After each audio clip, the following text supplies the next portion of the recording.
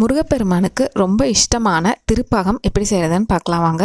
First முந்திரியை நல்லா மிக்சியில் நைஸாக அரைச்சிக்கணும். அடுத்தது நம்ம எடுத்து வச்சுருக்கிற நெய்யில் பாதி அளவு நெய் ஊற்றி கடலை மாவை நல்லா பச்சை வாசம் போய் மணம் வர வரைக்கும் வறுக்கணும். கடலை மாவு வறுப்பட்டக்கப்புறம் முந்திரியும் சேர்த்து வறுக்கணும். அது ரெண்டும் நல்லா வறுத்தக்கப்புறம் அடுப்பை ஆஃப் பண்ணிவிட்டு நம்ம எடுத்து வச்சுருக்கிற பாலை கொஞ்சம் கொஞ்சமாக உள்ளே சேர்த்து கட்டி விடாமல் கலரணும். அப்போ அடுப்பு ஆஃப் பண்ணிவிட்டு நம்ம சர்க்கரையை உள்ளே சேர்த்தணும். சர்க்கரையை சேர்த்து நல்லா கைவிடாமல் கலரிகிட்டே இருக்கணும். மீதி நெய்யும் உள்ளே சேர்த்திட்டு நல்லா கலரணும். அடிப்பிடிக்காமல் பார்த்துக்கணும். கடைசியாக அது பாத்திரத்தில் ஒட்டாமல் திரண்டு வர ஸ்டேஜில் அடுப்பு ஆஃப் பண்ணிடலாம். சூப்பரான திருப்பாகம் ரெடி. கண்டிப்பாக ட்ரை பண்ணி பாருங்கள். தேங்க்யூ ஃபார் வாட்சிங்.